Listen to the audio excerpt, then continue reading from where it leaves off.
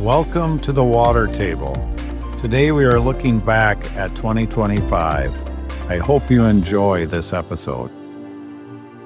Today I have a special guest on, John Schwartz with Schwartz Farm. And John's quite a remarkable guy and has a really remarkable story about his family business, and they're in the swine industry. In my own position, and others like myself aren't necessarily good at a lot of things. We need to.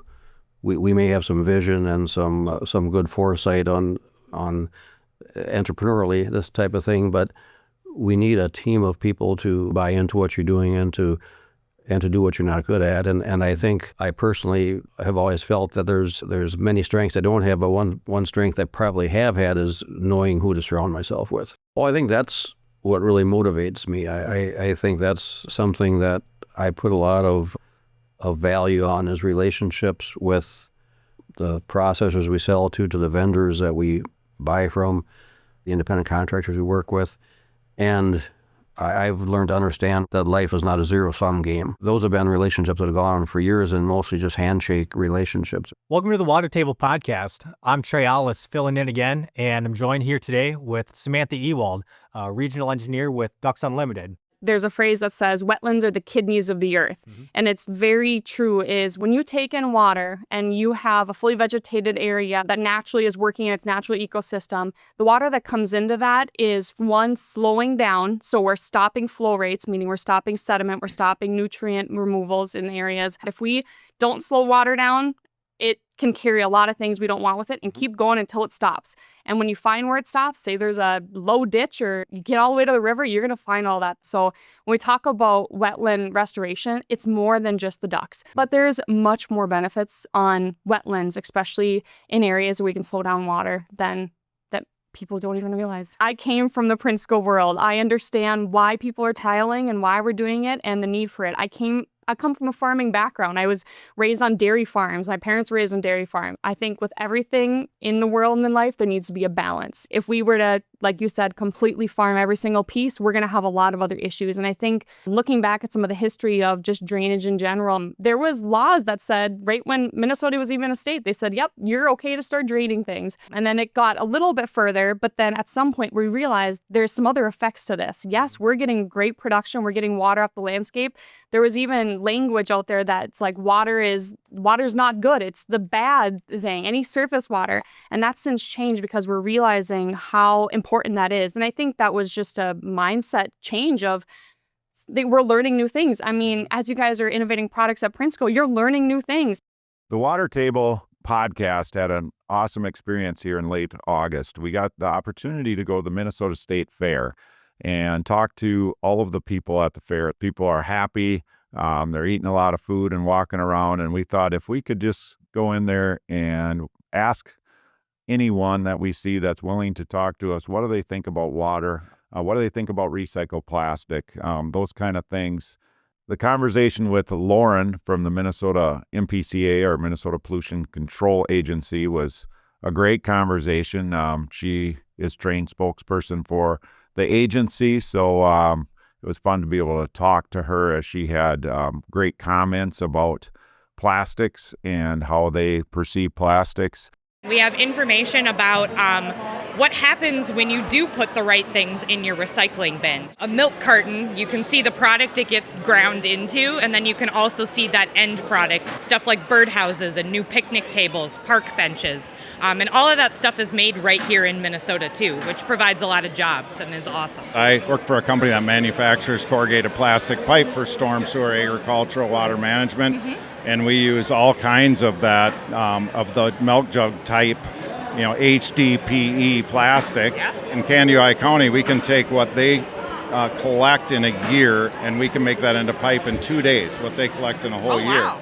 Today I have a couple of guests and been really excited about the opportunity to interview Pattie Krengel and her son Tim Krengel. They're friends. They are customers of Prinsco, and I think the heartbeat and the backbone of the drainage industry. There weren't too many other tiling contractors back in the 60s in our area, and it's a tremendously big area to do.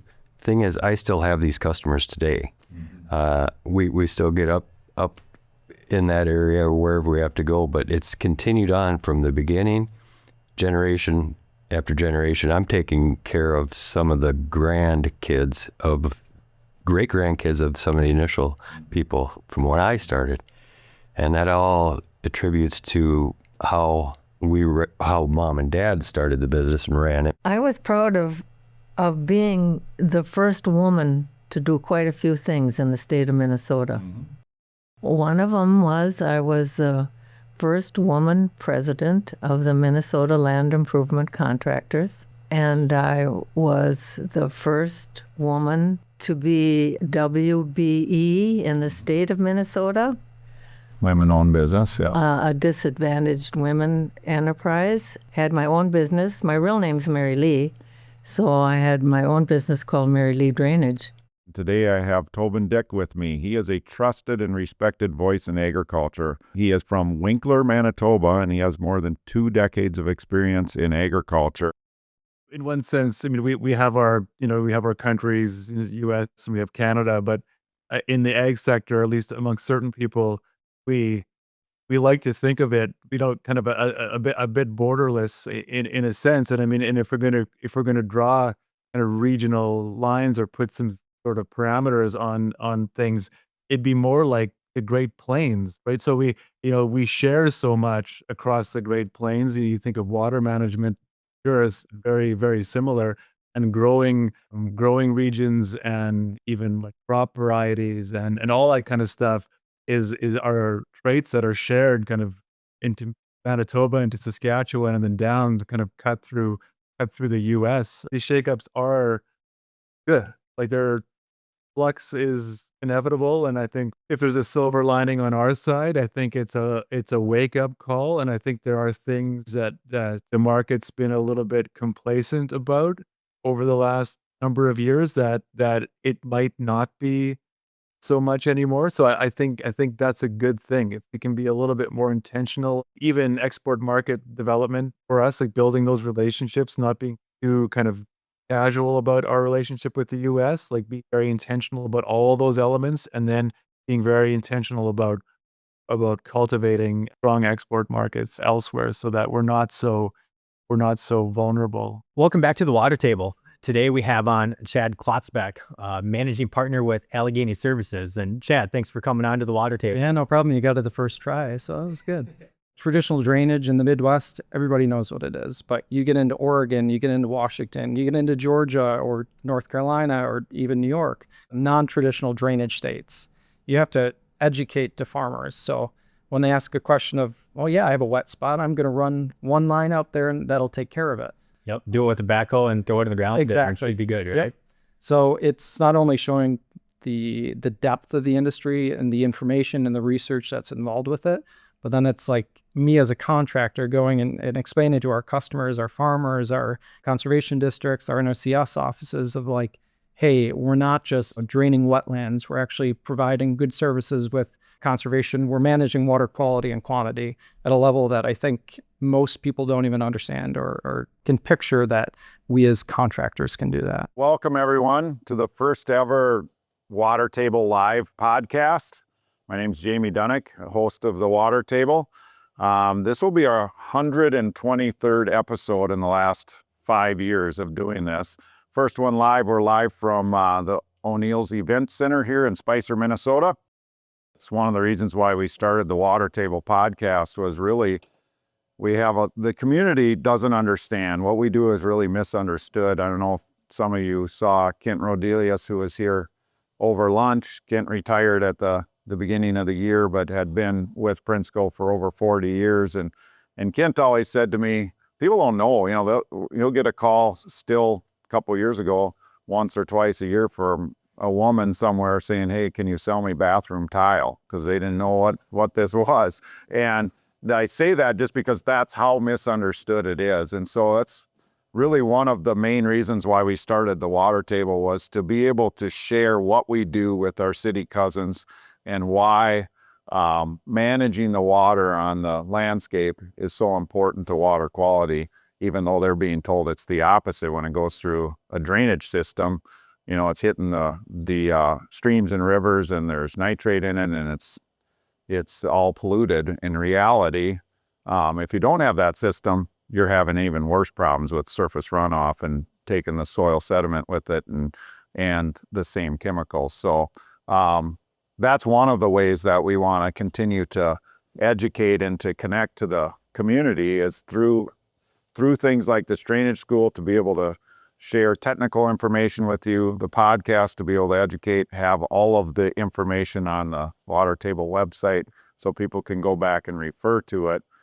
We don't know of a better way than just to connect person to person. It takes a long time, but when you're competing with the news stations and the media and even government at times where they have the misconception of what's being done or they have an agenda, it's hard to do unless you just go grassroots, person by person.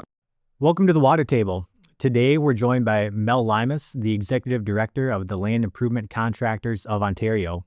Our first piece of legislation in Upper Canada in 1792 became our Drainage Act, which it solves drainage problems and it solves people problems. And essentially, it created the municipal drains, or you might call them county ditches, and the infrastructure and the legislative infrastructure that would allow that to happen.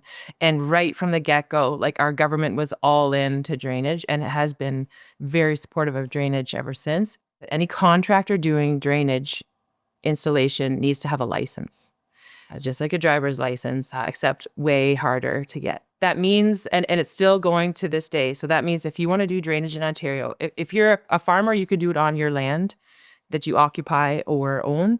But if you're a contractor, you need to have a license. So that means that your operator needs to have a Class A license. It goes from C to B to A. At the end, an A operator will have passed the primary and advanced drainage course, have 500 hours in the seat being supervised by a Class A operator, and then pass a test with a Ministry of Agriculture staff. So like a road test? Get to drive around? Oh, yeah. Not on the road. Right. Want to just share some insights on 2024 and early 2025 here as we enter 2025. And I have Karl Guetter with me, Prinsco's agricultural segment lead. There's going to be years when you can get your own work done. For those farmers that find themselves a lot of years not having the time, I would tell them, don't feel guilty about hiring it out, even if you have your own equipment, right? Because at some point, you just have to get it done. Otherwise, you would just keep kicking the can down the road. We've hired projects out, right? Even though my brother and I have a tile plow and all the equipment to get it done, we had a pretty good fall this year. We got a fair amount of pipe in the ground. But I would just encourage those guys to just think about, I got to do something every year. If I don't have time to do it myself, just hire it done. Welcome back to the Water Table. Today we're joined by Chuck Brandel again. Chuck, thanks for coming on. Yes, thanks for joining me here in our Bloomington office, and I appreciate the opportunity to talk to you again. Many of the states in the upper Midwest have public drainage systems. A lot of those public drainage systems were constructed from the late 1800s to the early 1920s, and they're in need of repair or replacement. So when landowners see that there's an issue, they contact the drainage authority, and when you have an underground pipe, sometimes you can't tell where the problem is. We will work with a contractor and the drainage authority, open up some holes, stick the camera in, and look at the 100-year-old clay or concrete pipe. When we work with a new contractor, we do what's called a courtesy run, just to their first 500 feet or 1,000 feet. Is everything going in right? Our clients are very appreciative of that because you can just avoid a lot of problems. We're in a time of great technology and technology advances, and we have a LiDAR drone. That LiDAR drone can survey large areas fairly quickly, accuracy to under probably 0.02 of a foot. So if we have to replace that 2,500 acre watershed, we can fly that area instead of having somebody drive it and walk the entire area. We still have to have some boots on the ground to measure intakes. We can't see underground. We can gather a lot of that survey a lot faster, which means it's less expensive, and that infrastructure project can be done more cost effectively. You're looking at, say, that 18-inch pipe that's installed in 1902. has a certain drainage capacity, certain drainage coefficient for that watershed and land that it's on. So you can model a 3-inch rain on that watershed and say, oh, These are the areas where the crop will die because it's flooded too long. right. And then you can propose, well, if we put in a 24-inch, this is what, how that relieves that pressure from that land. If you upsize your drainage capacity, add in water storage, put in wetlands, all this other stuff, that can all go in that modeling too. So Having that detailed modeling really helps us to make sure we get it right, design it to the right size so that it doesn't harm things downstream, but also design it to the right size that it can be cost effective for the project.